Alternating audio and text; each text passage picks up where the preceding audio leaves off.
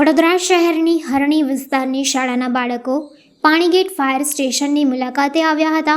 આ અવસરે ઉપસ્થિત બાળકો તથા શિક્ષકોને ફાયર સેફટીની જીવંત તાલીમ માર્ગદર્શન આપવામાં આવ્યું હતું।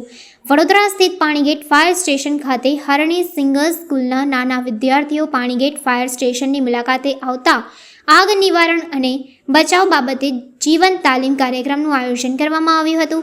ફાયર સ્ટેશનના અનુભવી નિષ્ણાત કર્મચારીઓએ બાળકોને તેમની ઉંમર અને સમજ મુજબ પ્રાયોગિક માર્ગદર્શન આપ્યું હતું। આવનારી દિવાળી તહેવારની સિઝનને ધ્યાનમાં રાખી બાળકોને ફટાકડાની સલામત હેન્ડલિંગ, આગથી બચવા માટેની તકેદારીઓ તેમજ આવી પરિસ્થિતિમાં શાંતિપૂર્ણ પોતાનો અને અન્યનો બચાવ કેવી રીતે કરવો તે અંગે માર્ગદર્શન આપવામાં આવ્યું હતું।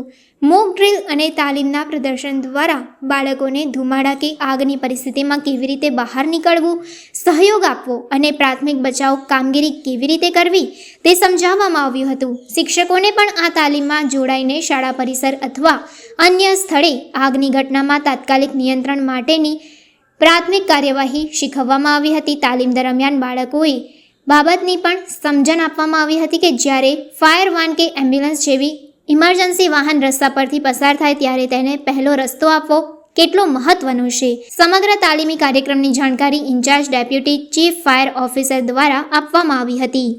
આજે સિગ્નલ સ્કૂલ હતી હરણીના, જે સિગ્નલ સ્કૂલ આવી ત્યાંના નાના બાળકો ભૂલકાઓ જે છે એમને આજે ફાયર સ્ટેશન મુલાકાત અર્થે આવ્યા હતા। ત્યારે આ ફાયર સ્ટેશન દ્વારા કર્મચારીઓ દ્વારા તાલીમ આપવામાં આવી। ખાસ તો આ બાળકોને આગામી સમયમાં જે દિવાળી જેવા તહેવાર આવી રહ્યા છે, દિવાળી સમયે ફટાકડા ફોડવા સમયે શું વિશેષ કાળજી રાખવી તે બાબતથી, આગ જેવા બનાવ બનતા હોય તો બાળકો પણ એ એજમાં શું બચાવ કામગીરી કરી શકે, યા ધુમાડાથી કેવી રીતે બચાવ થઈ શકે એ બાબતથી બાળકો પણ પેરેન્ટ્સને, વડીલોને અમુક બાબત જે ખાસ સાવચેતીની, સલામતીની ધ્યાનમાં લેવાની બાબતો જે હોય એ બાબતથી એમને શીખવાડી, ટ્રેનિંગ આપી। સાથે સાથે એમને મોક ડ્રીલ જે દેખાય ડેમોન્સ્ટ્રેશન દ્વારા પણ એક સમજ પૂરી પાડી।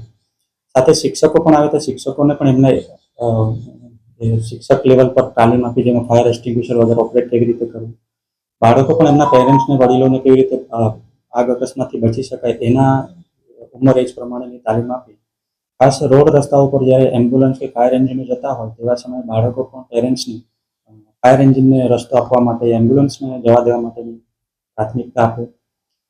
જે પાર્કિંગ થતા હોય, વાહનો પાર્કિંગ કરતા હોય, પાર્કિંગ પણ એવી જગ્યાએ કરવાનું થાય કે જ્યાંથી એમ્બ્યુલન્સ સરળતાથી જાય, ફાયર વ્હીકલ સરળતાથી જઈ શકે એવા બાળકોને જે એમના એજ પ્રમાણે શું કરી શકાય એ બાબતે ઊંડાણપૂર્વક તાલીમ આપવાની। અત્યારે હું incharge deputy chief fire officer, Vadodara fire emergency